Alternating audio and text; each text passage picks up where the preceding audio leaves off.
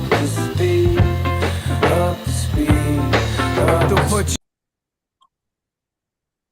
Live from the apocalypse, respect is nestled within love, but love is not always inside respect. This is State of the Game. And I am Dano, uh, effervescent, radiant, maybe, Illustrious. Yeah, illustrious. Yeah. I mean, yeah, I'll tell you what, my teachers remember me. That's what I'll say about that. You ask them 20 years later, they remember me. How fondly, though, For drill what? sergeants too. I had a drill sergeant on the last day. He wrote the thing. He said, like, I've never had anyone like you. It's like, get this out of here. But I am joined, as I am every week, by someone who beat Zendaya in a dance war. I didn't say dance contest. It was combat. K Diggy, thank you for being here. Yes. Yeah. To Yep. me. The W, got the W on that. And I am so excited. When we do this every year, when we talk about the best album covers of the year. And I'll tell you, Kay, at the beginning of the year, I was like, it's got to be Chop the Head. Yeah. This year's got to be Chop the Head. We've been talking about Chop the Last year was Dewey Saunders and Rhyme Puma. We're talking about two A-list people. Mm-hmm. They talked Chop the Head and the brilliance of Chop the Head. Oh, for real? Yeah. It was, I got to see it. Damn. And it locked in because we actually got published together in Def Magazine. Oh, yeah, for sure. So that was cool. I was like, oh, this is. I felt even better. Be like, I published with Chop the Head. Like for the which issue, the cover art breakdown. Andrew, yeah, I did a breakdown of Andrew on there. Yeah, his discography. Yeah, that's right. Okay, yeah, hell yeah. Good shit, man. Good shit. So, it's just let's see here. Oh, to describe the artistic work of Chop the Head, the cover art, aggressively unique. Aggressively unique. Appreciate that.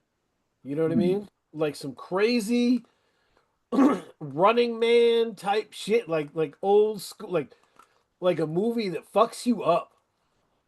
You like it, Thank you. But it takes you a while after to be like to get over it to like it. You know what I mean? Yeah. That's Chop the Head, and so you're perfect for this, and thank you for being here. Thank you. Yeah, no doubt. Thank you for having me. Appreciate the praise. Appreciate the invitation. Yeah. Like Attack of the Killer Clowns. You ever seen Attack of the Killer Clowns? Yeah. For sure. That when I was a kid, that was a movie you were trading around. You were like, "Have you seen Attack?" Yeah, you got it. Yeah. So that's Chop the Head. Thank you, man. Yeah. So I appreciate you talking about this. This is a hell of a year in art, but I want to start with you and how you approach this stuff. When people pull you in to do artwork, what do you demand the album first? Do they always give you the album first, or how does it work, the flow of it? Yeah, so I asked for it. Some people don't always have it ready. Like some people want the cover before music is finalized or something. But yeah, ask for the album up front. I want like as much as they can give me. So like I want the title. I want if they have any like conceptual vision for the cover. I want to know that. If there's like, usually you can assume that like they're hitting me up off other work that I've done. So if there's like a style reference of mine, I'll ask for that.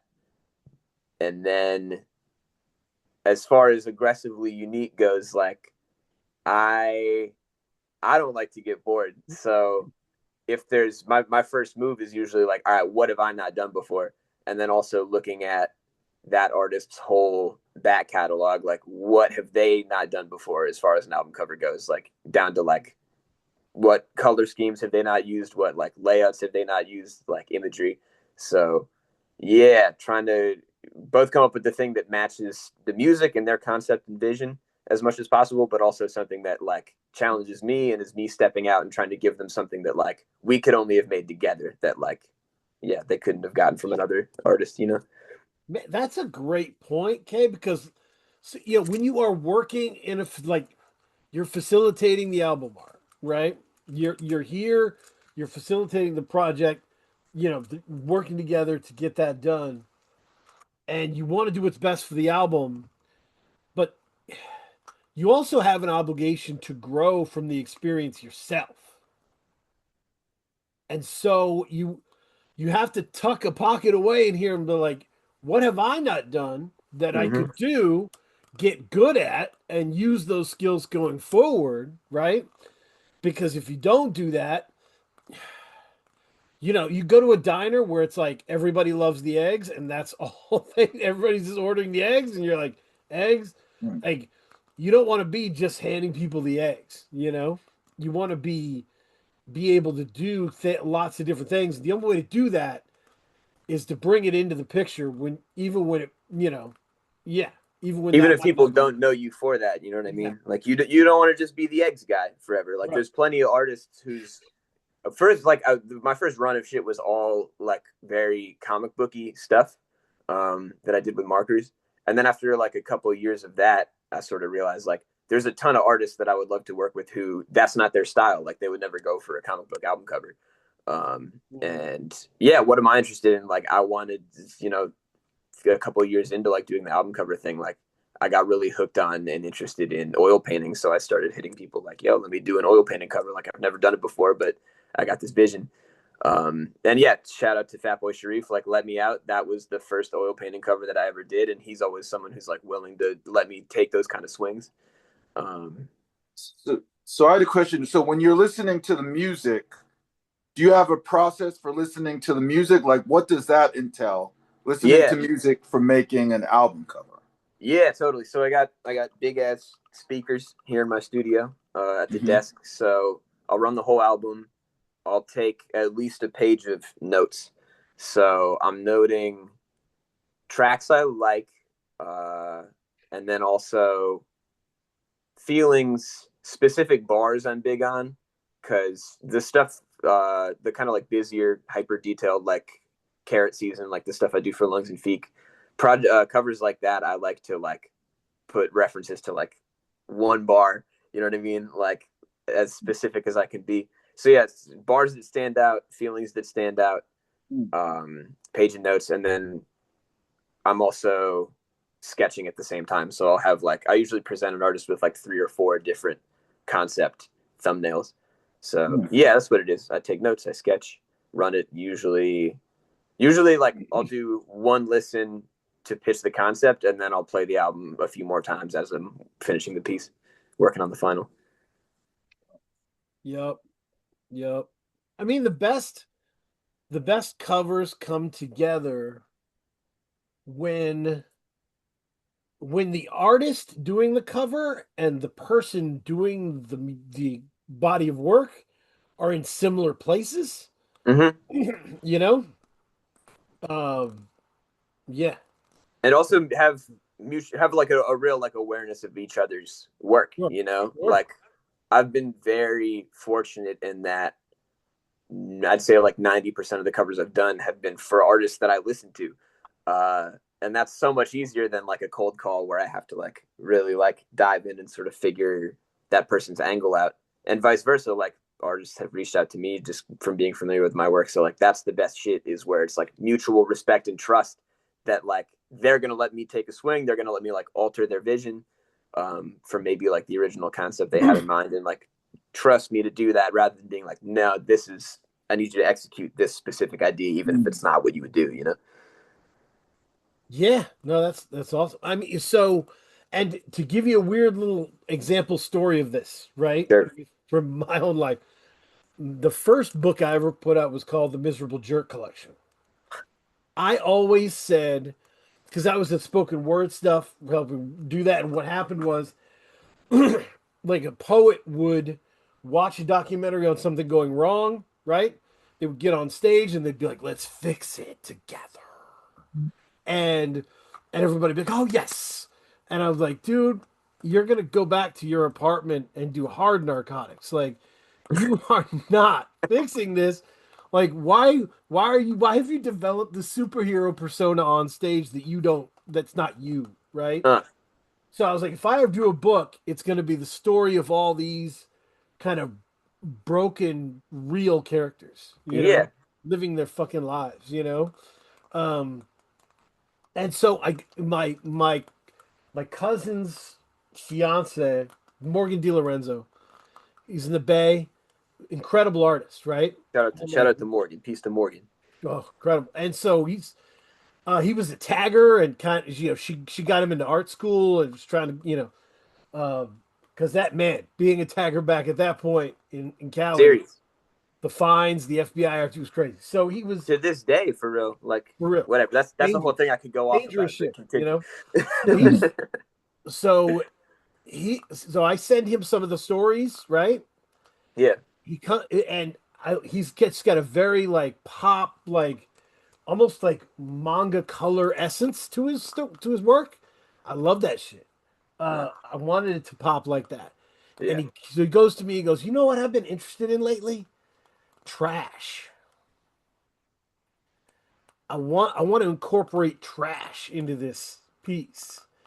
And so he did a broken down house. If you search Daniel Olney on Amazon, you'll find the miserable Joe. Yeah. I'd be It's curious to there. read it, dude. Cool. It's a broken down house, and on the bottom, there's a whole level of trash, and there's things from my stories in the trash, Yeah, precisely. Yes. and like it was fucking perfect. I have Yeah. it framed in my house, like because we were both hungry for that. Yeah. We were both hungry for broken stuff that was outside of society's kind of typical norms, right? Mm-hmm. Me emotionally, him in the physical essence, right? Sure. So Which tells the same story. Yeah. and I think there's some people will see their work today, they're really fucking good at that, at being on the same emotional page as who they're working with, Yeah. and getting to something that is essential to the piece. Yep. So, It's yeah. big, and it's hard. I think so much of rap, like a lot of collaborations happen only over the internet now. So like it's kind of rare that you really do find those artists that you have that back and forth with. So yeah, Right. those are special collaborations. Absolutely. No, and you've been able to see that, Kay, when we watch people, grow together over a series of albums with their artist. Um, Specifically comes to mind, and we'll talk about him later, but you remember we got to talk to Doof, right? About the series of albums that he has with NCL Tim. Yeah. And the art Yvonne Merlin, Stadmaster Arson, the fucking king. Peace to Doof, peace to Arson, peace to Uncle Tim. Like, yeah, incredible work all around. And we saw it, Kay. Like the art got better each time. Like, yeah, because they were like testing each other. Like, could you put this brand of cigarillos in? I fuck with this shit. You know what I mean? Like, they were really testing. Like, how far can we go with this? The chemistry develops. Yeah. An ill note on that, I think it's the second one, as far as like the trust in these kinds of collaborations. Yeah. I remember one of them saying, like, they were going, I think it was during an interview, but Uncle Tim and Doof were going back and forth on like who put the album in order. And it ended up, it was Yvonne. Like, he did the track list, and like the final order of the album ended up being like just the order that he put it on the back, which is fucking crazy. Like, that's a big level of trust to put in your visual artist. You know what I mean? The sequencing. But yeah. I mean, I would have to point, if somebody was like, what would you point to as a real triumph of cover art in the underground scene? I would posit those three albums. Yes. As like, if you're young and you're trying to put like, how should I do this? This is the way to do this. Yep. I came into this like hoping to talk about him today, hoping to talk about Yvonne, because that's like so people, as far as like people out there, contemporaries that keep me sharp, like, yo, that fool makes me feel like a slacker. And there's something to be said for like consistency and batting average too. And like every fucking thing I see from that guy is it's immaculate. It's detailed. He's experimenting a lot, like with his style. He like keeps it moving stylistically. So yeah, nothing but respect for him for sure. That's cool. Yeah, you would, because visual artists can get into a space. You know how like rappers have their serious album that means a lot to them, and then they have like, here's an EP of freestyle. EP Lucy's, yeah. Yeah. Like visual artists have that equivalent where they're like, yeah, here's another thing with candles, Right. Yeah. whatever. Yeah. Yeah. But like to your point, when you see people that are always delivering like and shit that feels like, wow, you changed the game, you know, that's when you see that's when you have to love and respect that, That's the separation, right? Yeah. right. That's the LeBron versus the young Exactly. kid. Exactly. So what would you say, Chuck, that if that question came to you, right, point to a series of albums or like something that is like a triumph over these last whatever 10 years for like album artists, albums, creators working together with really good covers. Totally. As far as individual artists, and I know we had him on the list, but Alexander Richter and all the work with Backwoods is that's another one where like everything I see from him is like sets the bar, maintains the bar. And there's I was thinking coming into this about less about like individual artists and more about like what labels are really on point with. That's a great call. Their visual presentation. And I would say Backwoods and then Fused Arrow, Steel Tip Dove and Fused Arrow. Yep. There's not a bad Fused Arrow cover, and that's but it's a ton of different artists. It's photography and collage and painting and drawing, but there's a real consistency of vision to the work that Fused Arrow is doing. And so and with Backwoods, Alexander Richter and Shane Ingersoll, who does all their hand-drawn cartooning stuff. Let me ask, when you're looking at other artists who do cover albums, what are you looking for? What is the criteria that you're judging them on that maybe like a lay person wouldn't judge them on? I think there's the thing that it has to have is there has to be an immediate reaction. There has to be like, that's the thing. One of the things about visual art that kind of separates it from other art forms is that you process it instantaneously, at least at first. So it has to strike me right away, and then it has to have staying power after that. And this goes to your point about your book cover with the trash and like looking through and having the specific references is like after the initial impression. When I hear the album, when I like understand the full context of the thing, is there more in that? Is there more that I come back to? Is there like sort of another moment of like, oh, this is like this connection. This is the point of, I don't know, maybe this detail or like this piece of the artwork. So initial gut reaction and then staying power. What am I coming back to? Yeah, great thing. My perspective on that question, because I mean I am a layperson, by the way. Aren't we all? But I would say, so I would use a comparison, right? Speaking in hyperbole, as a comic book nerd, right? When you're young, you love the people who are good at drawing Batman, As you get older, you realize everybody can draw fucking Batman. Like anyone who's good at this shit, right? And when you were young, you weren't looking at what is the sign the protesters holding up say? What does the building look like, right? Yeah. As you get older, your favorite illustrators are the ones with dope buildings. Your favorite illustrators are the ones who with people walking down the street behind them that look concern. You know what I mean? There's that make you want, where are they going? What's the story? Yeah. Yeah. So the details, if you see those when you get to see those details, you can't unsee those details. You're like, oh shit. And it also doesn't have to be like I that's definitely like my zone is the hyper detailed shit. But like some of the favorite album covers from this year that were on that list were like the Prem Rock. Oh What's the name of that yeah. record? Did you enjoy your time here? Right? Yeah, that cover. And so yeah, it doesn't always have to be like super descriptive, like figurative detail that I'm coming back to, but yeah, as long as it continues to evoke, you know what I mean? Yeah.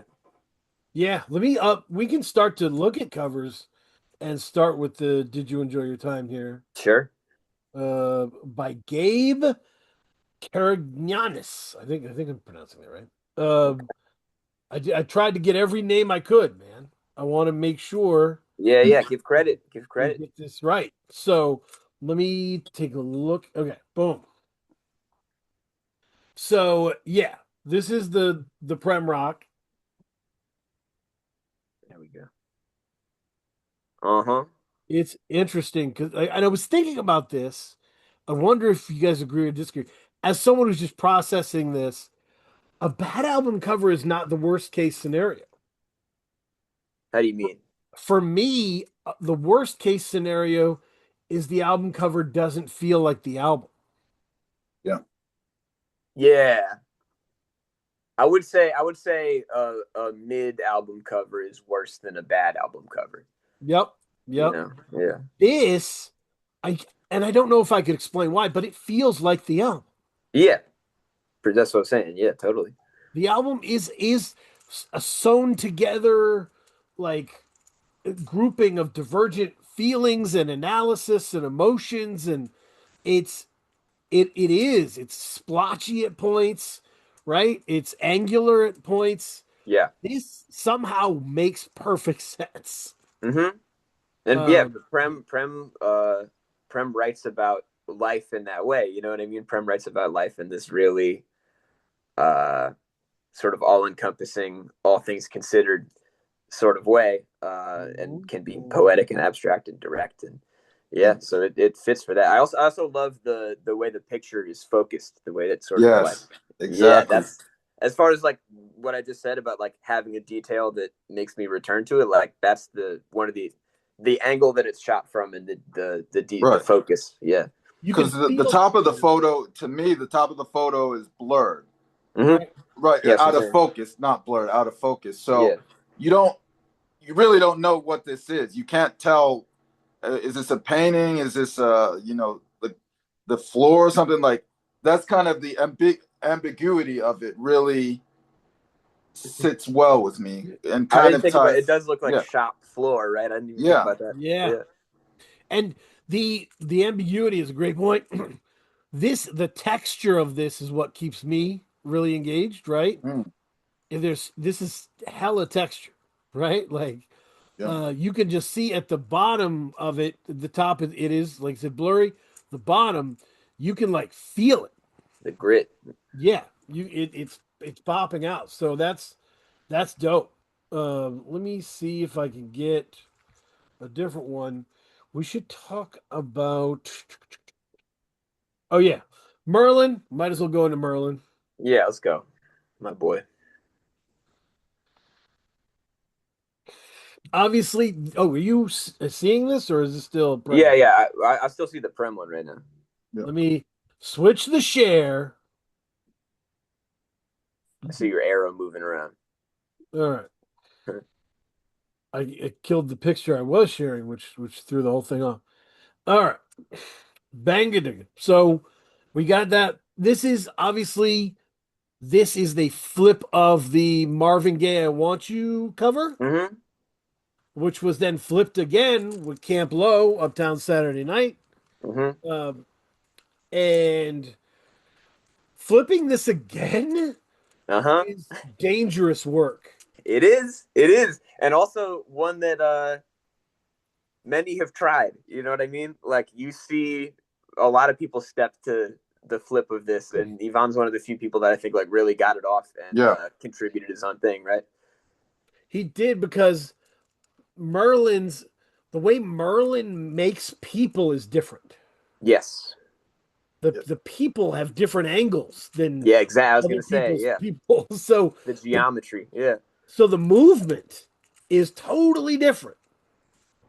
But he was able to keep sort of the lighting is similar, like the lighting and shading, like there's enough of the original in there beyond like the composition to make it a really strong reference, and also enough of himself to bring it forward. You know, for me, I would say the essence of it, but what he did brilliantly with this was that you can understand the essence and reference, but it's in a different style. Like the artistic style, it feels very modern to me the way that he did it. Mm-hmm. So he's referencing something old, but it's in a new more modern style. Yeah, it's a very proper flip. Some of the choices and the changes, right? Like there's less people on this cover than on the I Want You cover. Just go back and check it out, right? Mm-hmm. But there's 4 people on the cover that visibly have their eyes closed dancing. Mm-hmm. You know, this people are turned up. People are zooted here, you know? Well, and also that's straight to the original too, right? Like I feel like most of the figures, have their eyes closed in the original piece. So they're feeling it. They're feeling and it's I love it. It conveys and the disco ball is incredible. In the middle. Yeah. Merlin is somebody where you gotta tune into whatever Merlin's doing. Yeah, for real. If you're not following him, Stab Master Arson with underscores, peep the work. Ridiculous. Also, funny story, the Pink Sifu Gumbo album cover that I did, when we first started talking about that, I'm not sure if it was the same music and the album had a different name or if it was going to be for a different project, but he had originally hit me to do a flip of that Marvin Gaye cover, and I'm glad that the concept totally changed because Yvonne would have made me look like a fool. So right. You'd be on that list. Yeah, right. So well, let's take a look at we talked about Richter, with the Billy Woods album. Ooh. And this is fucking brilliant. Yeah, nasty. The staging of it is so crazy. Again, the depth of field, what's in focus, what's out of focus. Yeah, you can literally all the as far as like again backwoods vision, like all the supplemental photos of the doll too that were part of the rollout. Like he did a bunch of great work for this album rollout and like the vinyl and stuff. Mm-hmm. Yeah, and he like Richter's one of those people who really connects with what the music means, in a meaningful way. Mm-hmm. We did an episode like this with him. Like it was nice. It was fire. So good. Very thoughtful dude. Yeah, crazy. And this, like, the thing about this K that I can't get over is like how you can see the stuff growing from the ground. You can see where it is in terms of height perspective to the figure. Yeah. You can see like it's time and space is so defined here, you know. And this is just what I was talking about with gut reaction too, right? Like you kind of at this point there's a certain like bar of expectation that even comes with like a new Billy Woods album, and as soon as this cover came out, it was like, let's go. All right. Yeah. Sure.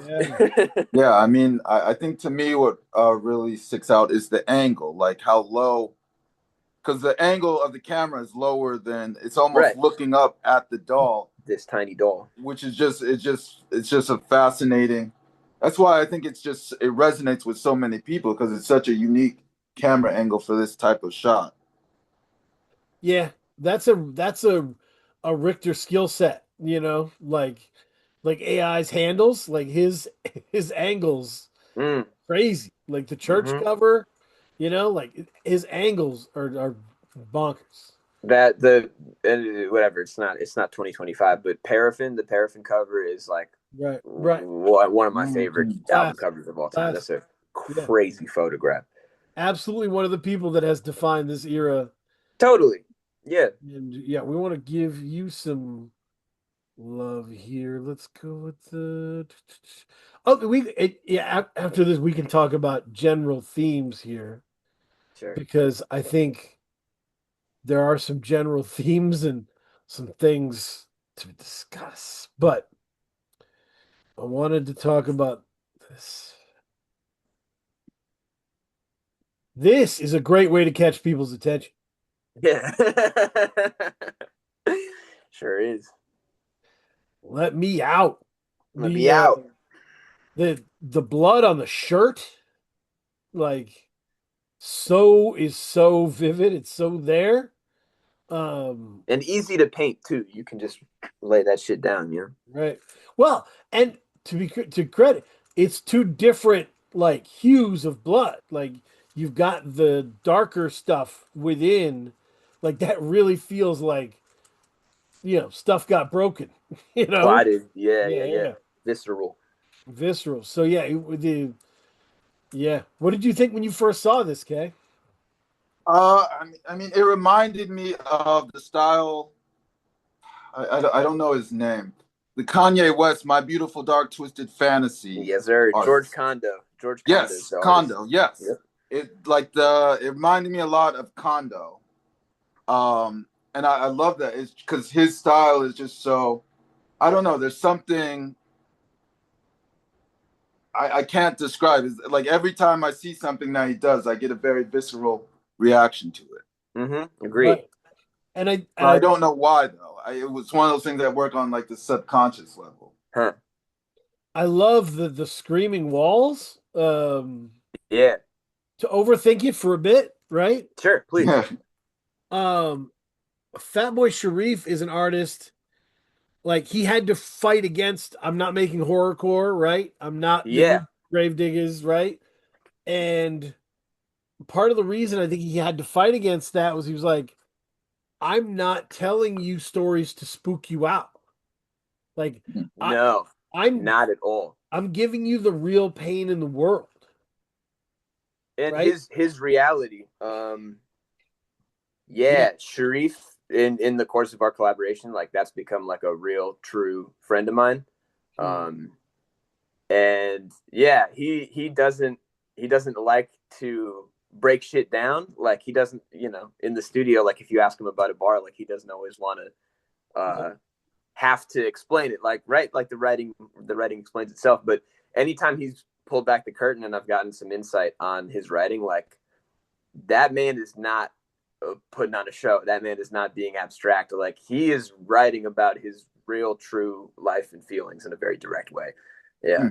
So there's real pain in those songs, and that the screaming walls, to me, I don't know, they represent that like it's always going to be, this is always going to be real, connected to real pain, real emotion. Yeah.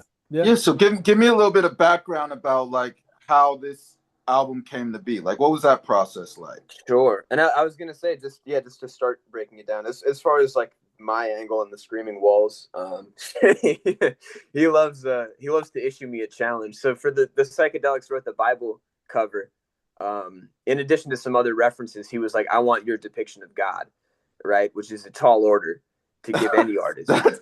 And for this one, he was like, and I'll tell you the rest of what he asked for, but for the setting, he was like, I want your depiction of hell.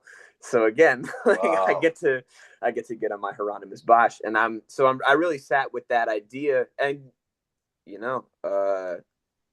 there's been so many depictions of hell that we kind of like live with culturally, that are consistent. And so I really like thought about what I wanted to do. And the thing I landed on was that it had to feel claustrophobic and it had to feel infinite. It had to feel totally endless. Mm-hmm. So the screaming faces, sort of, I wanted them to feel like walls or like mist. You know what I mean? That it was just endless and these people were like trapped in. But so he sent me the album. He called the whole vision. He wanted like a black woman dominatrix, with her hand on the shoulder of, originally it was a full uniformed police officer, and then he wanted this little child with a distorted face next to them. And then the more we talked about it, the police officer thing he thought was a little too direct, so he asked me for a demon cop, so hence the pigged out demon face and sort of the cop buzz cut. And that's the thing on the back, which, I don't know if you have an image of, but the back cover is the arms of the police officer tied behind his back.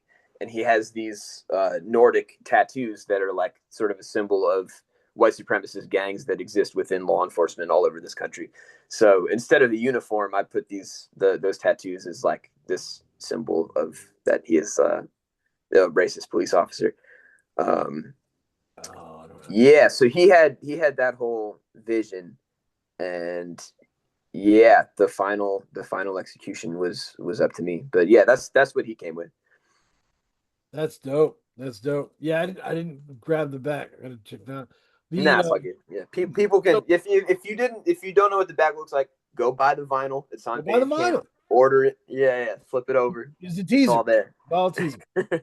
So in terms of the big picture, the overview, right? Yeah. To me, this year. First of all, I would not call it a great year in cover art, right? I agree. I was looking back in preparation, and I'm with you. What made it interesting is this was the first year that cover art felt like it had an enemy. I got a point to make about that, but go on. Yeah. So AI was so prevalent, right? Yeah. And we started to see AI album covers really hit the market. And so you would be looking forward to a new album from an artist you respect, and they would hit you with the ugliest AI cover you could imagine. Obvious, yeah. And you'd be like, oh, like, and we were all having to digest this in real time. Yeah. Who's making good decisions? Who's making bad decisions? So when I thought about trends in non-AI cover art, I was thinking of like, oh, they formed themselves against cover art. Yeah. You could see it like Let Me Out. AI can't make that. One would hope. Yeah, I mean, yeah. now that's that an there's oil a thing painting. To feed it, now it can. But that's a highly specific right? oil painting, right? Like that is not just something that can get cranked out. So you wanted to get something. If you weren't doing an AI cover, you wanted something that was unmistakably not an AI cover. So for sure. Kind of went from there. Yeah. Yeah, I think it's also this thing that I'm particularly hardline about. So when an artist does put out an AI album cover, like it really gives me pause to even engage with the material. 'Cause I don't know. We can go back and forth about the convenience of AI in general. I really go out of my way to not use it. But when it comes to art, I think it is a betrayal of the human spirit to engage with it at all. So that's fair. Yeah. I mean, and I will say a disappointing album cover, whether it's AI or not, I don't think it destroys your relationship with the artist, right? I don't think it destroys your relationship with even the album necessarily. But I will say, artists with consistently great covers live in a different place for me. Mm-hmm. Yeah. So I'm not going to lie to you, like, I'm wearing my Ka t-shirt here. Yeah. Ka's album covers helped me connect to the music in a different way over time. For sure. Of right? course. Like over time, the covers were so good, right? And so different. Right. Again, cool. Batting average, consistency of vision. You would like, how much time have I spent staring into the, whatever the Descendants of Man or whatever, like cover, right? With that Adam and Eve cover. Yeah. Uh, Oh yeah, Orpheus and versus the Sirens. Yeah, everything. like So because it was so good, and you could and it's happened with Woods as well, right? Like Yeah, so. Woods has great So covers. if you do consistently great artwork, you will forge a different kind of relationship with your fan base. It's also I make this point all the time. It's also your album cover might be a ton of people's only interaction with your album, right? So like that the cover like makes an enormous if we're dispensing with any like higher notion of creativity from a business perspective, from an advertisement perspective, like your album cover being enticing and good is like a huge factor in like how many people even engage with and listen to your record. um so what is it? What is it about AI album covers that irks you? it's taking food out of people's mouths. Right, There's that. right. B, it's that. So what I was gonna say when you were like, "Is this is the first time that it felt like album covers had an opposition?" My counterpoint to that was when I first started doing this, like 5 or 6 years ago, pre AI.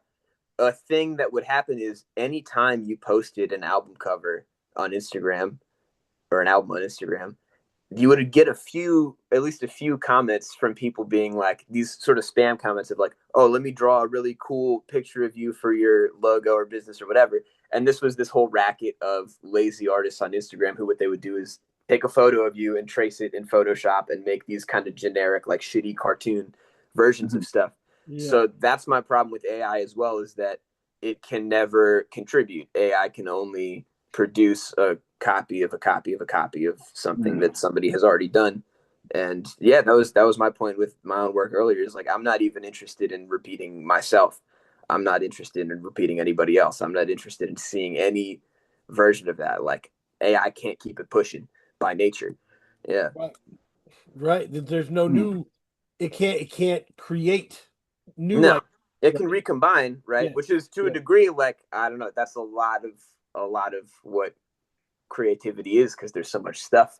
But yeah, there's that the X factor is the human element, and it will never happen. I like that angle about it's not contributing Yeah, to the conversation, it's to the it's global lazy. It's not pulling conversation. its own weight. Right. It's So just and taking. That's a great way to think about it. I can go with like a different example, right? So this Free Music Empire starts with mixtapes, right? Starts with me Hmm. just addicted to mixtapes, going on to all the mixtape websites, right? Every day and pulling projects from people I'd never heard before. Never heard before. Okay, pulling it, listen to it, right? And I realized this is something that most people don't want to do. Uh, Most people want to hear people they know are good, right. Or right? it's people that have been vetted, right? Yeah. Kendrick Lamar catches on because people like me yell at everybody to listen to Kendrick Lamar, and then they get like, uh, they're like, okay, I will, yeah. I trust you. So that's not a knock. Like I'm like this with lots of things, right? I'm Sure. not gonna watch some anime I don't know anything about. Like my anime people are gonna let me know what's up, right? Sure. So I was going in just naked into the forest, grabbing whatever projects, and I realized, Kay, album art was everything. Because if it's just your face badly photoshopped onto a robot gorilla, that's just who that shows Woo. a Dude, lack of forethought, right? But then I look at the one next to it and it's like this, beautiful painting of a teenager. And I'm like, oh shit, that's thoughtful. Like, I'm gonna go into that. Like that took time and effort, do right? you know how many pitches I've gotten, like how many concept pitches I've gotten that's like put my face on Pablo Escobar's body and give me robot arms, like Doug. Yeah. Yeah.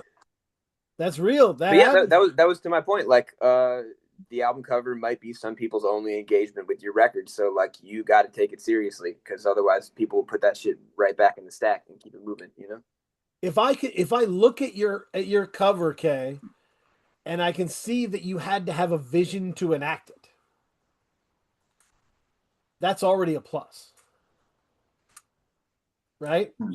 That shows that you are thoughtful enough to maybe calmly sit down and write a really good verse. You know? So that's my you know. Mm-hmm. So the different kinds of album art we saw in 2025, right? Some of them were really dope, stripped down drawings, you know? Mm-hmm. And I thought that was really interesting. The Teller Banks Drugs cover was very simple and effective, cartoon in just black and white. I'm pulling up some examples. Pull it up, please. Pulling up some examples. Peace to the home team on that one. I don't know Teller like that, but Q and Filth and Killer Kane, all the producers on that record, those are my Philly homies, good friends in real life, and it was incredible to see the reception that this album got, for real. Like it really put up some numbers, and it was well deserved. His dad did this. Teller's dad? Yes. Word. I didn't even know that. Hell yeah. Teller's dad did this. That's fire. And it's just so cool to me, Kay, because like there's no cars, there's no street, there's no anything like that, right? Like it makes you watch this one half of it. You know? And this is what I was gonna say too, as far as again, despite my being like a completionist and a hyper detail guy, like I'm not at all saying that like everything needs to be like that. And this is an example of there's an immediacy to the drawing. Like there's a simplicity and immediacy to it that makes it compelling. It's not the fact that it's like exhaustively rendered by somebody that went to school for it. It's like, yeah, that's what's compelling about it, you know? Yeah, I mean, this is Ronald Reagan dunking crack. You know? Come on now. Farming somebody. But for details and stuff, I love the pants. I love the shoes. You know? Again, just the geometry of the characters. Yeah. Very angular. Yeah. And also, I got this rule with cartooning about, I think, black and white cartooning in particular. If you were to just take all of the ink and not make it figures, if you were just ball it up on the page, it should be about a third of the page should be black ink. And so this is just the way it's laid out, with the hoop and the pants and the hair being like the heavy things that catch your eye. Yeah. Well done. Yeah, I mean, there's a lot of white space in it, which is interesting to me. Yeah. Also, this is another note of mine. I got a short list of things people aren't allowed to do on album covers anymore, and no more parental advisory logos unless you're flipping it somehow. You got to do a little That's something fair. Is all I'm asking for, and they've done that here. So that's fair. This I like this one too. Luke Warmth did this. This is another example of I'm gonna do like a hazy drawing, right? It's gonna be fun. But it's not going to be super in depth, but it represents the album. Yeah, that's just the concept, right? Yeah. Just the angle of the frown and the rainbow is really nice. Yeah, and because I guess that's the interesting thing here for me. If you're gonna have a lack of background, you got to give me a foreground that matters. Yes, for sure. Focal point. Right. Your focal point better be on point, because that's the additional pressure of a drawing, right? Is, it's going to feel raw, but it needs to feel right. It shouldn't be shitty. Yeah. And So, that's the immediacy thing again, is like if you're gonna, yeah, this is an image that you can look at and digest like very quickly, and it works. yup. Yup. Let's, what are we doing here? Kay, are you still here? And we lost him. I don't know, man. I think we lost him. I think I'm the co-host now. Oh shit. Let's pause. All right. So we're talking about the drawings, right? And different notions and things, strengths of the drawing kind of idea. And of course, I got to talk about one of my favorite albums of the year, Pale Black Negative, by Reese Langston. Mm. And this is beautiful. I think he did this himself. Oh, for real? I think so. Yeah, It's great. The hair is great, you know. yeah. The shading, Kay, we great talked quality. about if you're not going to have a background, I need the foreground to really hit, you know. Oh, for sure. I mean, And that's a great, that's got to be hand drawn. That's a great hand drawn image of him, yeah, and I that's love even that. wilder if he drew it himself. yeah. Even Yeah, more be wild. curious. I love just that errant mark off to the left too. That's what I'm saying. There's like the Yeah, Eric mark and the signature on it, right? Like yeah. the Reese The Langston human, signature on it. Like it's very much like this will be real, you know. yeah. The This human is hand, not right? going to be able to be reproduced, able to be, distorted because this is I'm gonna do this raw, you know. Mm-hmm. Um, and I appreciate that. And that's and the shadows from the hair that's on his head, that's on his face, his eyes. I don't know. I think it's really dope. Um, yeah, the only question I would have about this cover is the question that goes back in time and memoriam. Should Pale Black Negative not be on this? Should the title not be on it? Uh, Hotly contested, and also goes through phases, right? Like text on covers versus no Yep. text on Yep. covers. I think we're in a big no text on covers phase right now. That also has to do with just the way we consume music, I think, because it was like you would have to go to the record store and pick up this record and be like, what the fuck is this? Who's this by? What's the name of the project? Now everything is displayed with the artist and project right next to it on whatever digital platform. So you don't necessarily need text on your cover at all because people will know, based on the method of consumption, like what the album is and who it's by. That being said, I don't mind text on a cover. I like doing text on a cover. Yeah, like came up doing graph and lettering, so and Yep. yeah, comic book covers and all that shit. So I've even though we're in this, me and Sharif debate about this all the time about like text versus no text, but I'll ride for it. Yeah, That's dope. That's dope. Let me yeah, so that's let me kill the another so that's the first one, right? The first thing is I think we saw drawings, lots of really good drawings, that weren't necessarily paintings. yeah.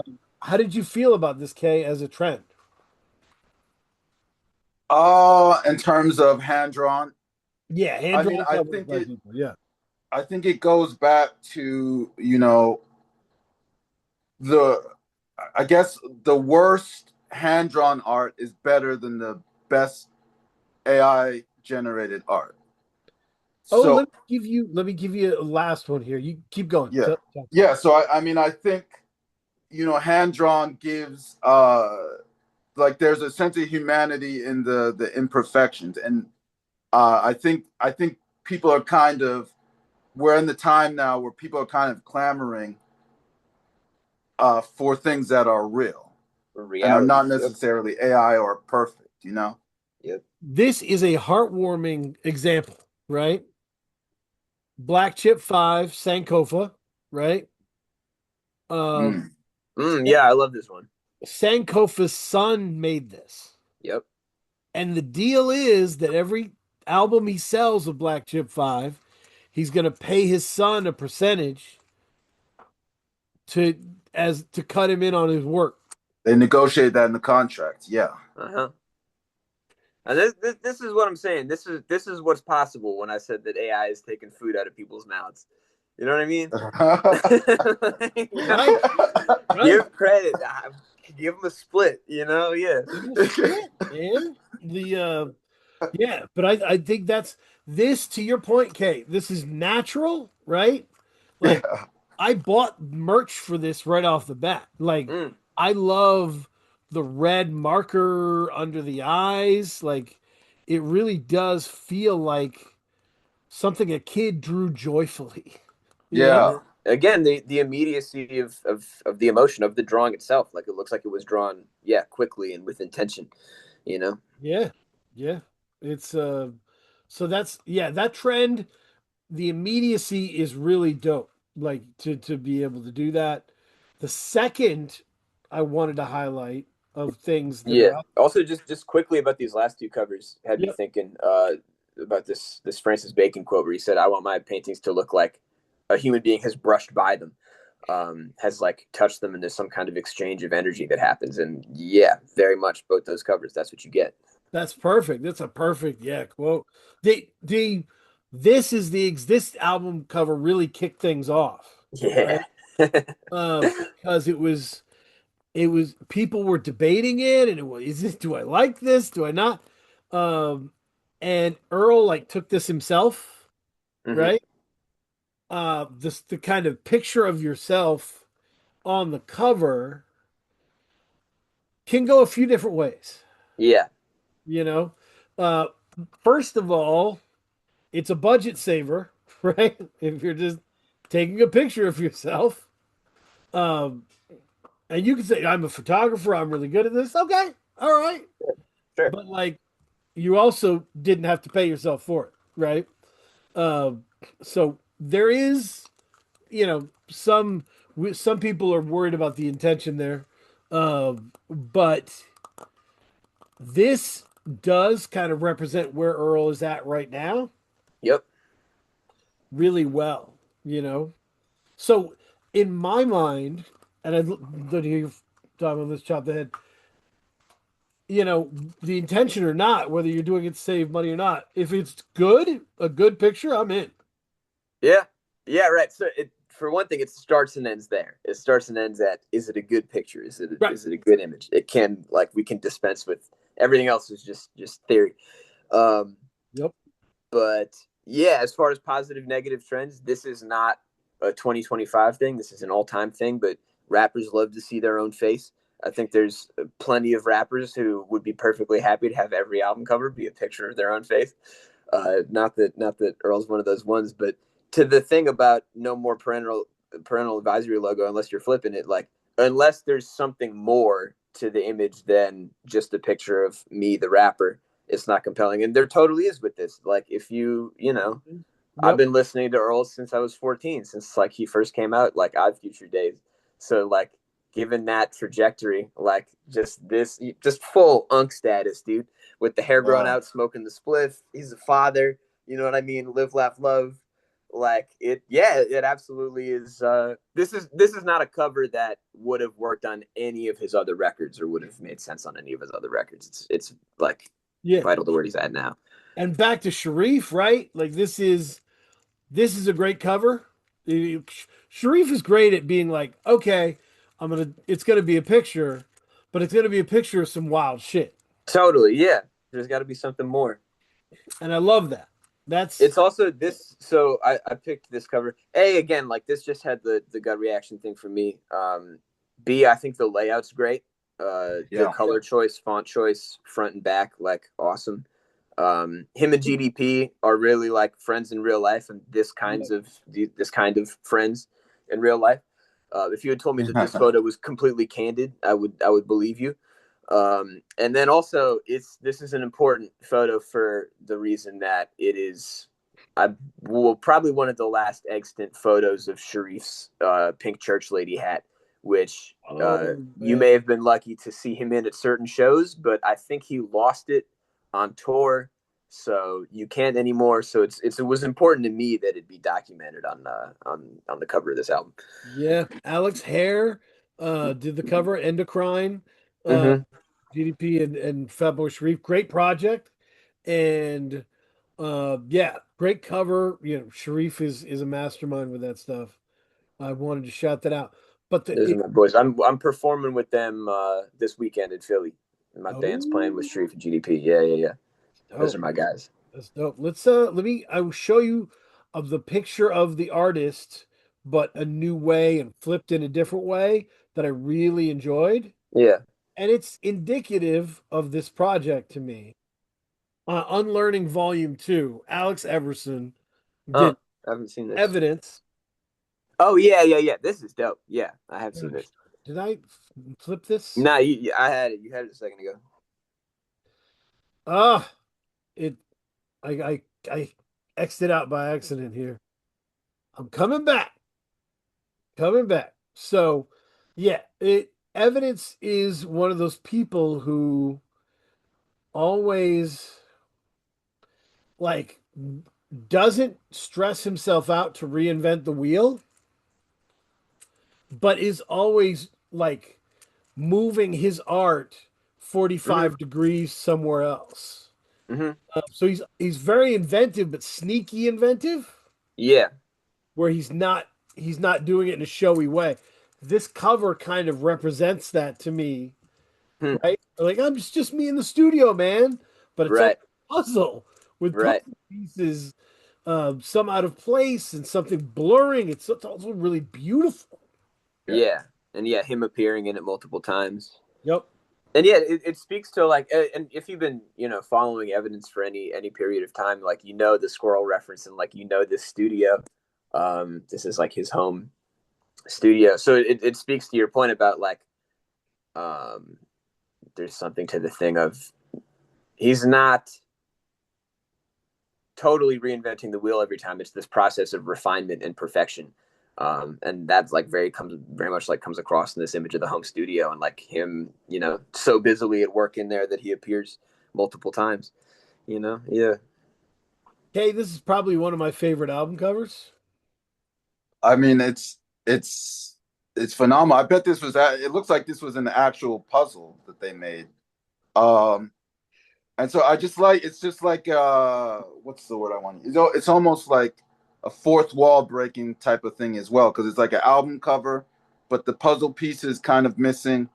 Gives it like a there's surreal more type of feeling. There's more to the story, right? Yeah. 100%, man.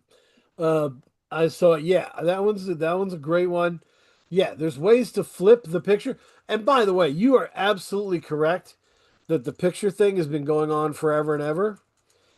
Anybody who wants to, go ahead and look at Diana Ross's discography. Right, there we go. All these rappers is Diana Ross, man. Diana Ross has a ton of albums that are just named either Diana or Diana Ross, and the cover is her face. It's just her own face, yeah. The theme. And she can get away with. Listen, I'll look at Diana Ross's face all day long. I got no issue with that.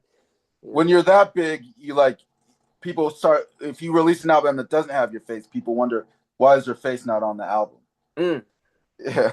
Right. They start to put. That's why you see R&B singers on the beach laying down, touching their face and shit. You got. That's a market, man. So yeah, that would be dope. If they're shout out to R&B singers, what you should do is you be the photographer and take a picture of your visual artist laid out on the beach in a sexy outfit. Right. Flip it. Anyway. Yeah, that's a free idea for you people out there. It's a good one. Someone ought to do that. Summer Walker. Anyway, so this is the third bucket, right? Collages. Yeah. There's a lot of collage work going on. I think this was, as far as everything that we've discussed, this was a good year for collages. A very good year for collage. I agree. Because I think it's a medium. There's certain mediums that people think are easy, and I think collaging is one of them. And I think it's easy to do it badly, but there have been some great and even really simple ones this year. The Dose one, all portrait no chorus. Well, let's talk about this one first. Faith and a Hammer. It's just a good example of Sudoku from Albany He's coming up, and I Yep.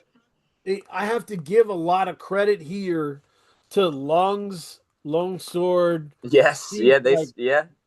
we talked to them like it was a madcap thing, right? It was just everybody was hanging out in their apartment, like, Bro, and like 20 people live in that apartment. Go on. right. That's what I'm saying. It was a madness thing, but they were talking about going to the comic book store together, buying a bunch of issues, cutting stuff up, making collages on the wall, right? Yeah. Like they weren't even talking about it like we got an album, we got to do that. They were talking about it like this is just a fun way to keep being artistic, It's a you know? process. Yeah. Yeah, and so if you get in the process of collage work and doing regular collage work and placing these pictures, and you're pushing your brain into the right space for visual art, and guess what, if you work at it and you do it a lot, you get pretty good at Mm-hmm. it, and so yeah, this is really fucking good cover to me. And it really does represent the work. uh, it catches your eye. uh, and he didn't have to pay an arm and a leg for it. Did he uh, do it himself? I believe, yes, he did. Cool. Yeah. Shout out to I'm from Albany myself, so salute to the home team. Salute to Sudoku. Yeah, man. No, Yeah. he was so, and it's just it puts it in your hands, right? And it's a thing you can get good at, and that's cool. I don't think people should be tied to collage work. That's the danger, right? Nah. Just Yeah, because you did a dope collage for your last album doesn't mean all your albums have to be that way. for sure. You can do something else, but it's good to have it as a tool in your in your Mm-hmm. yeah. Definitely. And I think that's a thing that sort of happens um, with it's a symptom of the underground in general right now, which is like if people do something that works, they have a tendency to repeat themselves, like be it sound wise or cover wise. So yeah, everybody keep it moving, keep experimenting, keep pushing. Oh yeah, so we got lots of cool shit. I wanted to get there was one oh right. I wanted to give props to one specific person who's done amazing work in 2025. Are we about to talk about BK? Who are you talking about? Well, of BK and the armature cover. Woo! But no, we're going to talk about our guy. Kay knows because we got to talk to Declaim and Spectacular Diagnostics. We got to sit down with Declaim. Yeah, I was about to bring this one up. Yeah, And Matt Littler is the artist. that I cover's crazy. I got fucked up on this one, Kay. Yeah, that's even. I was about to say even I've seen like the comic book collage thing is that's another thing that's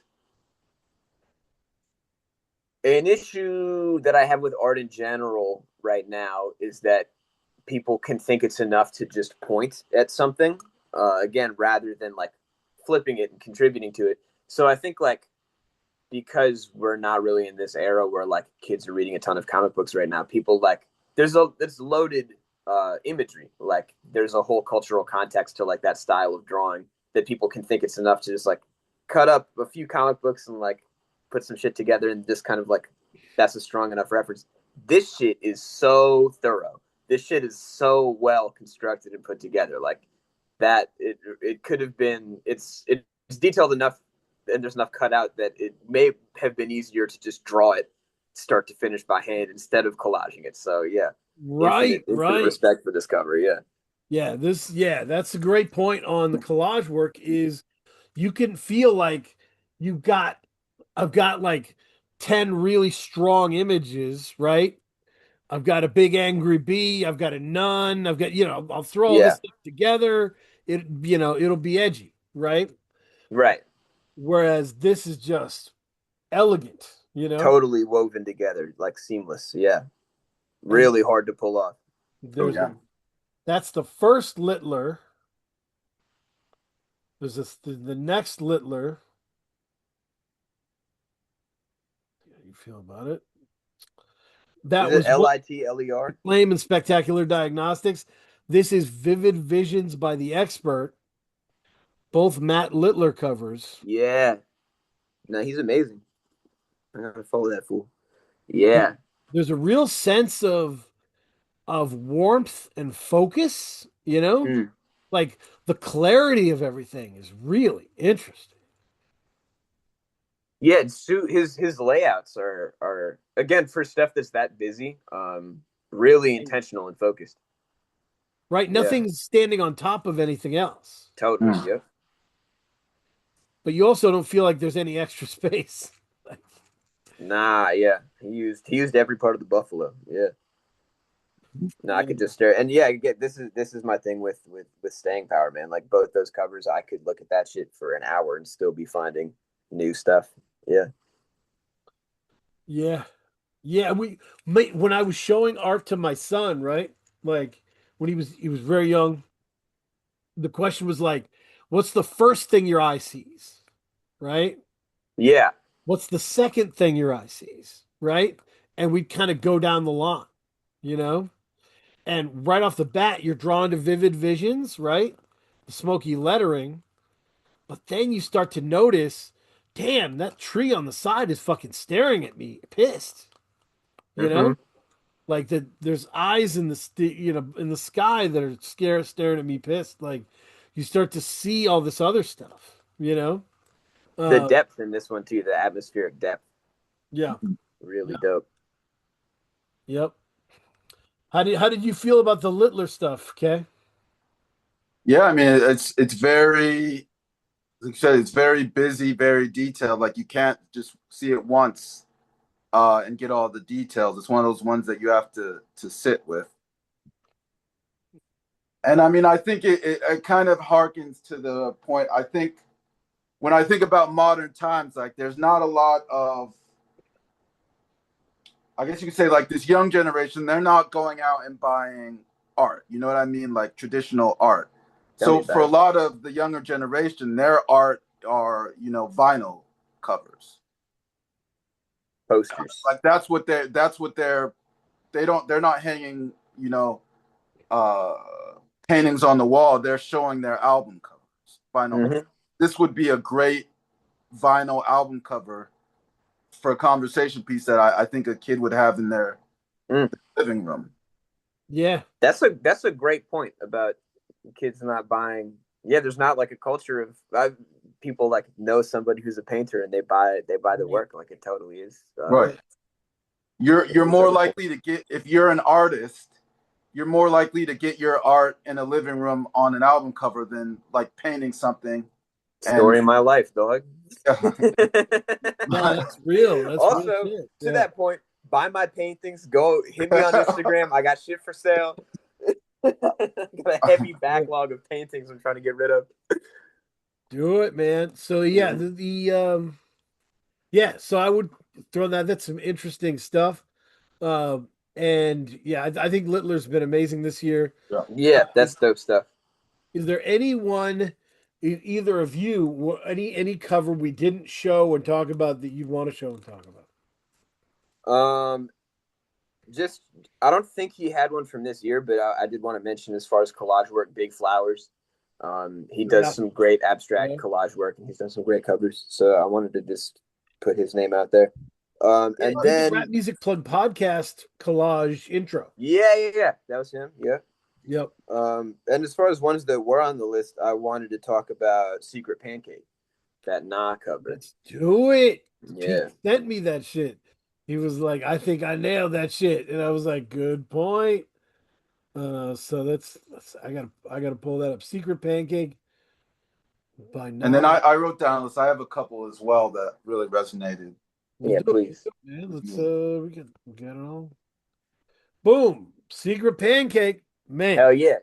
So when you're doing a photo cover, it doesn't always have to be like you know, squatting in front of a vehicle that you respect, right? Cool like clothes. Yeah. You can do interesting things like this, where it's an aerial shot of this food, you know. And Yeah. it's prepared, right? Like this is what I wanted to. This is the reason I wanted to talk about this cover. It's like, yeah, we're in this zone where there's a lot of photographs of rappers, a lot of like incidental photograph covers, and this is what I want to see more of. If we're gonna be leaning into photography in this way, it's like I would like to see, yeah, more thoughtfully like staged and prepared scenes and sets and images in the photography. And they nailed this one. It's the Napoleon Dynamite title sequence. You know what I mean? Yeah, simple, effective, looks good. It was probably delicious. Yeah, Love it. I love it. Not really secret pancake. Gotta check it out. Kay, which ones yeah. do you want to talk Yeah, about? so Okay. the ones that resonate with me, I'll go with like I thought the sortilege, the sortilage cover, and I'm trying to make sure that I get the name so I give the artist proper. Sortilege cover by Ambrose Bellick, Preservation. and right? Huh? Was it Ambrose Bellick? Yes, Yeah. yes, Ambrose Bellick. I thought that was a very. There's something about that. Like the more I see that cover, the more it like resonates with me. Just a brilliant cover. It feels like an all-time preservation cover Yeah. because it's so fucking mysterious and cool Yes. looking, right? And that's the preservation experience. It's so cool. Everything is so cool and so well done, but it's so mysterious. It feels Mm-hmm. mysterious. And I thought it had such a strong connection to the actual music on the album. Yep. He Uh, does both with this cover and just with sampling. Like he does this great job of having reference points that you can't quite put your finger on the source of. You know what I mean? Like it's always got this mysterious origin to it. Yeah. Great point. Yeah, you don't really fully see it, but it becomes more apparent to you over time, right? Because Yeah. you're staring at it so much. But and then yeah, and then my other pick was the Miles Cook. I can never pronounce it. Se nees pas un portrait yeah, by Ginger Slim.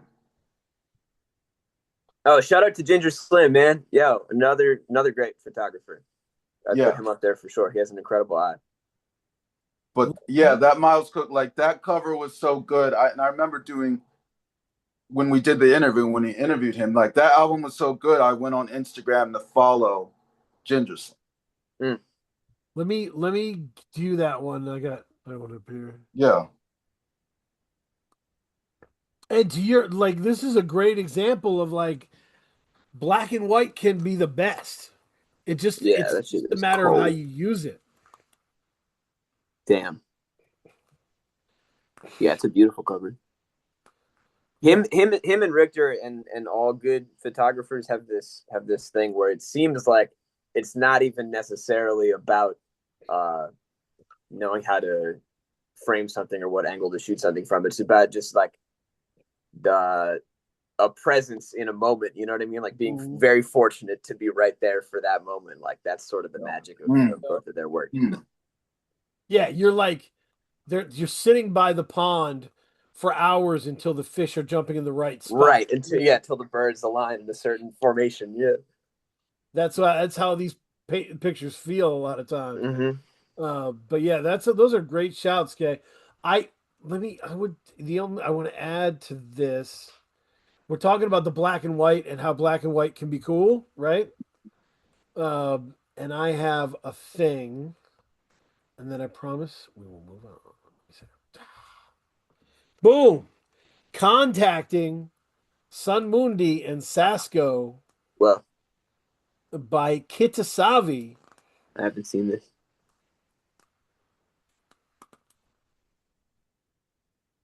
Damn. Beautiful cover, absolutely. Yeah, it's amazing. It reminds me of the Blockhead Richter cover. Oh, just the shot of all those wires. Yeah. Yeah, all the wires. Yeah. That's dope. Yawks. Yeah. Yeah. But this is like the I don't know, MTV Liquid Television version. Right. Yeah, that's it. And it's as far as like black and white in general. Um, I have like multiple times had to and tried to talk artists into doing a black and white cover, uh, because most artists don't have one in their discography, and I think people think of like colors the more striking thing. But yeah, really high contrast black and white imagery like this, I think is like really striking a lot of the time, and people don't it doesn't get enough shine. So yeah, do a black Yeah, and white cover here and there. you just have to know what you're doing, right? Yeah. You have to As know with what you're doing. anything, Like to your point, the Paraffin cover is black and white, right? yeah, And that's one of the best album covers of the yeah, last 30 years. yeah. It's a gut punch. Yeah, So it's like amazing. if you know what you're doing, you're good, you know? I, Uh, I think that that speaks to trusting your artists too, because like I think it's easy to sort of in the argument in your head be like, oh, color over black and white, but if you trust your artist and they're telling you like, nah, this should be in black and white, listen to them if they know what you're doing. Yeah. I mean, oh, cover. Let me give you. I got a hot take. Mm. I love the new Clips album, The God's Order. Awful cover. I hate the cover. Is it Yeah. it's the cause one? Yeah. Yeah. No, I thought that was lazy. I hate the cover. Like, and I was telling my son, I was like, it doesn't represent the music. It doesn't represent what it is. Like No. the progress from like the Lord Willing cover, Jesus in the back seat, right? The painting Yeah. to Hell Hath No Fury, and like the real somber, like just picture in the front. That felt like a story, like that feels like, oh, we're progressing in this story. Right. This music is so dark and moody that cover feels wrong for it. Yeah, Yeah. I was confused. I was confused by it. It's just it's just cause doing what cause does. You know what I mean? Like again, Right. with no further flip. Yeah, it's just kind of a cultural reference more than it is anything to do with the record. So yeah, I agree. Yep. Yeah. Just wanted to give we've been talking about how great this stuff is. Sure. To point out like Just a when it quick doesn't thumbs fit, down to Clips on that what it looks like one. when it doesn't fit. Um, Somebody else, yeah, and that was somebody from my high school that almost beat up our history teacher. He sent me some covers, and the Clips one was one of them. But and the Jid was one of them. Uh, and my son loves that album. Uh, I love that album too, but I think that cover is just fine. I don't think Yeah, it's. I I don't haven't think seen it. it doesn't freak me out. It doesn't do Yeah. much for me one way or another. Um, but yeah, anything else?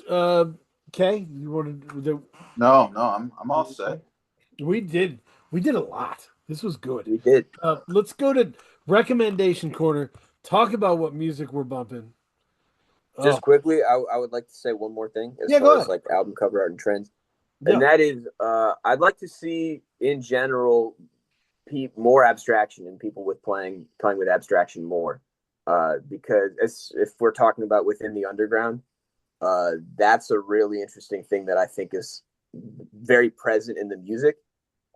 If you look at, and the way I see the separation is like pre and post COVID. If you look at what Lungs and Feet were doing and what Sharif was doing and what Pig Sifu was doing Mhm. before COVID, the music was much more concrete.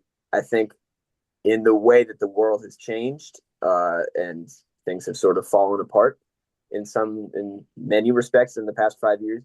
That's been anyone who's making, not anyone, but like a lot of people who are making honest music. That's reflected in the music. Like shit has gotten noisy. Shit has gotten to this point where like the music feels like it's in the process of falling apart or of building itself while you're listening to it. Black Antique, those beats like Right. come up out of noise and fall back into noise. And I'd like to see that reflected in the cover art a little more. I think people could be taking more swings, experimenting, getting more abstract. So that's what I'd like to say. Shout out to Pink Seafood. We'd love you on the show. The Word Dog. So, uh, Yeah, recommendation corner. Great. There's a great point about abstraction and somebody who's always killed it with cover art. Young Morpheus, a spyglass to one's face with Dirty Art Club. Great, great cover, um, and just a really dope project. Yeah, really dope project. Short songs, long songs. Young Morpheus has a whisper flow, Mm-hmm.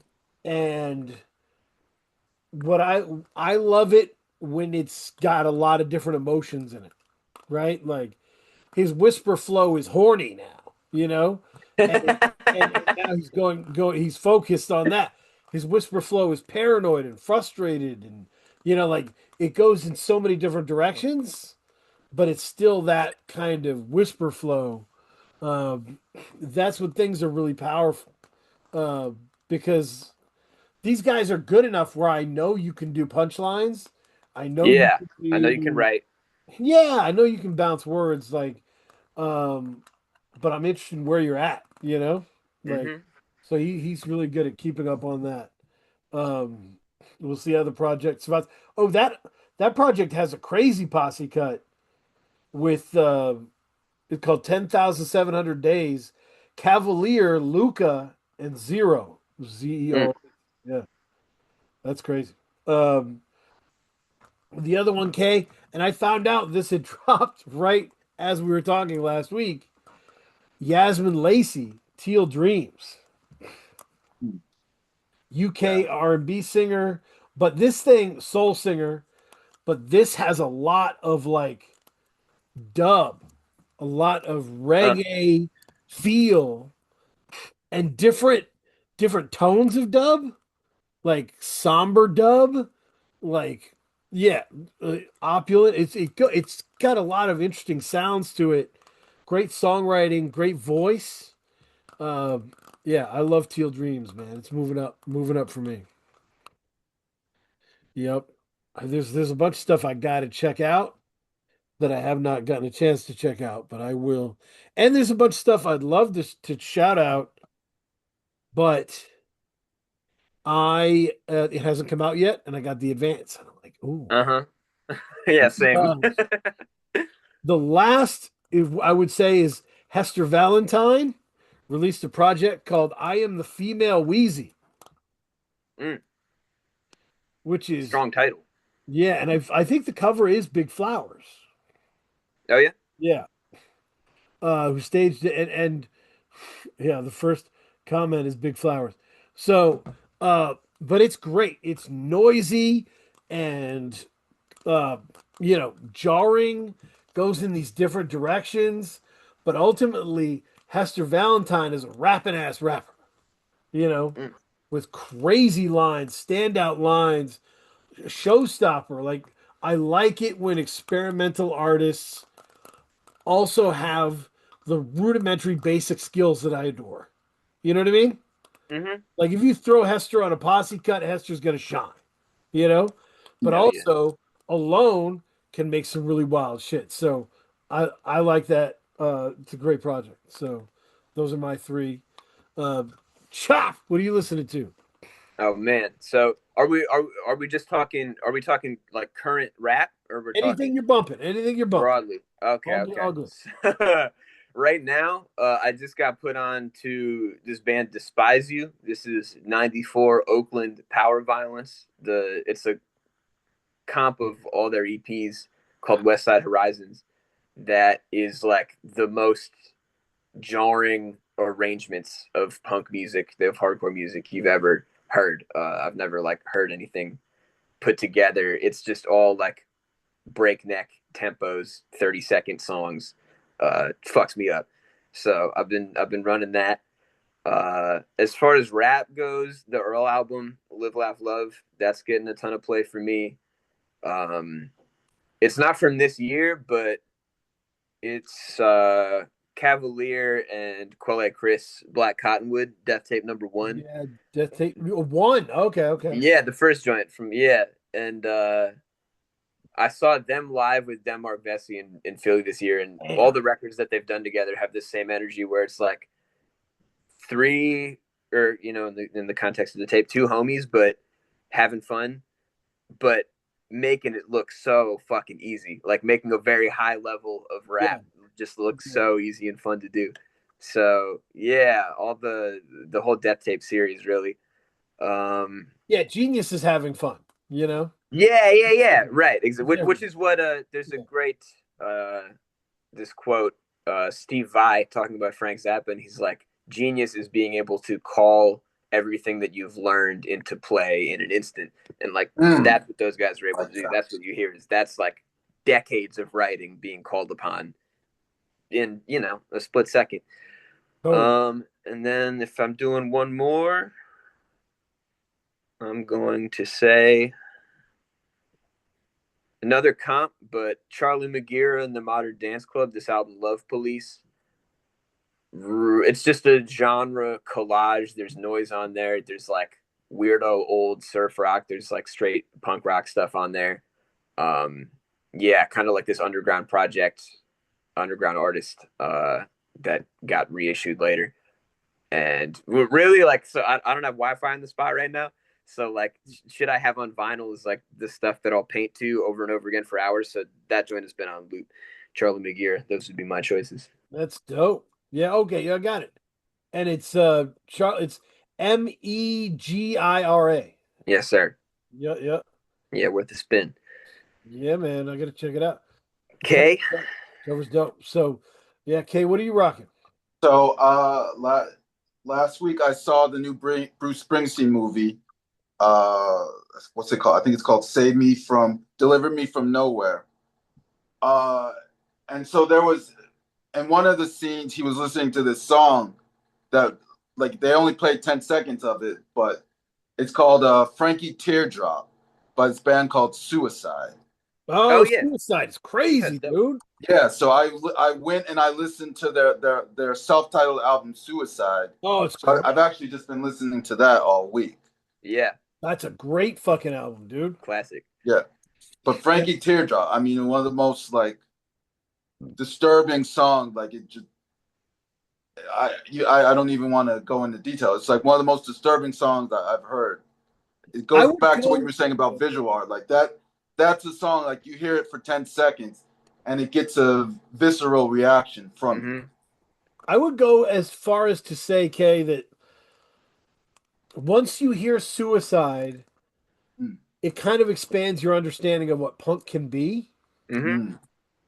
Because when you first listen to punk, you're thinking about like Johnny Rotten, right? You're thinking about No Effects, right? You're thinking about like, I was recently in a public bathroom and No Effects was scrawled on the side. Fuck yeah. And I was like, that's a perfect bathroom stall band. Yeah. They would be very excited about that, So, not to derail, but something interesting is like that's the story of every genre, right? Is like when something gets established, when a subculture gets established, it's pushing against whatever the dominant thing is, and therefore it's the free space in which anything can happen, right? That's like jazz and punk rock. And then eventually like that thing gets solidified as being like, when I say jazz, you think of a certain thing. When I say punk rock, you think of a certain thing. Hip hop is still expanding. Like hip hop, I feel like sort of started in this narrower sound and has only ever gotten further and further out. So no, I think to your point, what you're describing is the engine of movement in a successful genre of music, right? Right. If that pushing against the popular thing into a new space is what keeps it healthy and vibrant. If it doesn't do that, it just treads. It stagnates. So again, we're lucky. We're lucky to be in this moment with rap music right now. Anyway. Yeah. So like, Suicide is a key listen for anybody looking for that. Okay, I saw my wife was gone to visit her family, and I had full control over the TV, right? So I watched Highest to Lowest. Okay. And 14 minutes. So I've lived with Spike Lee my whole life, right? Spike Lee means a lot to me. Spike is not a subtle filmmaker. Spike is very like, you know what he's trying to say, you know? 14 minutes into the movie, I was like, I hate this movie. I hate its guts. And I paused it. I'm still going to watch the rest of it because it's Spike and it's Denzel. And, you know, I got to do this. Ice Spice. Yep. Yeah. I owe it to Ice Spice, you know? So I pause it. I go on Discord, talk to people I love. And then I'm like, all right, now I'm going to go and finish this movie. Um, it was, I hated it. Hated it so much. But it was interesting. It was like Spike. My critique basically is just that from the opening, every song the soundtrack plays is not rap. The only rap you will hear in the movie is the kidnappers rap song that they made. The bad guy is rap in this movie. Huh. And his notion of rap music, you know, as this kind of reckless Brooklyn drill kind of, you know, thuggery. It's like I was just like, why has no one sent this dude Elucid? Uh-huh. Why has Spike Lee never heard Elucid? You know, like, get this guy some fucking Elucid. You To know, DM him. Yeah, you gotta put him on. Yeah. fucking, you know, follow dog Spike Lee. I know you're listening. Yeah, Join the Patreon. friend of the show, Join Spike the Lee. Patreon, dude. Like, I just follow it. We got you. You know, Open Mike Eagle. Listen to some Open Mike Eagle, Spike Lee. Yeah, You'll love it. I don't know. It's weird, but we'll see how it goes. Is it? I have a thing. Okay, I hate movies that are made by old people and humiliate young people. or just the presentation of an idea that just the nostalgia trip thing of like things you just missed the party, you should have been here. It's over now. Things were better. Like every generation feels like that and forgets that every generation feels like that. You know? There's a scene early in the car where like Denzel's roasting his kid for being on the phone too much, and he's doing it with these weird Al Sharpton-esque zingers that are not hot lines, but they like were hot lines maybe Yeah. 30 years ago. And it's like, ugh, you know, what are we doing to this? But you know, it was whatever. ASAP Rocky was fine. It had one of the oddest rap battle scenes. I don't never want to see that again. But yes, highest to lowest, I give it 12 thumbs down, but it's okay. I still have Inside Man. I'm still feeling good. But yes, so that. Well, how did you feel about the movie you saw, Ken? The Springsteen movie? Yeah. Yeah, I thought it was pretty well done. Okay. I mean, obviously, you know what you're signing up for when you walk into those types of movies, but I thought the guy, what's his name, Jeremy White? Yeah, he's good. I thought he was really committed to the role, and it was a solid viewing, I would say. Yeah, I'm distrustful of biopics. Yeah. Yeah. Yeah. I don't know. Yeah. Be weird. And because they're always kind of looking for the triumph and the tragedy of everything. And every argument looks epic in a biopic, you know? Well, It could be of some basic shit. Stepped on a kid's toy and started yelling, but But camera it's about starts the spinning principle, around God and damn it. The shit. principle of the Now you look crazy. And I'm like, fuck you, dude. It's not symbolic. thing. That hurt my toe. You know? Whatever. Legos. But yeah, so thank you everybody. Also, we are having a logo remix contest. Huh? Empire. The winner gets $400. I need $400. Yeah, it's open. Doors open. My reach out, tell me you're interested. I'll hit you with all the logo stuff. Hell yeah. You remix it. Yeah, we got Ryan Pumas involved. We got PQ is involved, so we're off and running. But I gotta get BK Art in on that. Ooh, I gotta Yeah. If we MVP of the year, maybe BK Art to me. Seeing not even just the covers, but like he'll go to shows and draw just the room that the show happened in, start to finish that night, and it is like that fool has it. Like I sat could next flow. to BK Art. Did you? Yeah. At the Gabe and Prez listening show, Yeah. the listening party. He drew it. He did that. I sat next to him, and he was like, "Are you Dano from Free Music Empire?" And I was like, "Yeah, I guess." I'm not used to getting recognized. I'm from Maine, but I was like, "Wow, this is cool." And he's like, "I'm BK Art," and he showed me his notebook, and I was like, "Damn, these are good!" Like, it's intense. Yeah, crazy. So yeah, we got to hang out. All good dude. Like, that's dope. Yeah. So that was I got to meet that fool. cool. Yeah. But yeah, shout out to the scene. New York Mhm. City is vibrant out here. Yeah, be nice to women. What will tomorrow bring?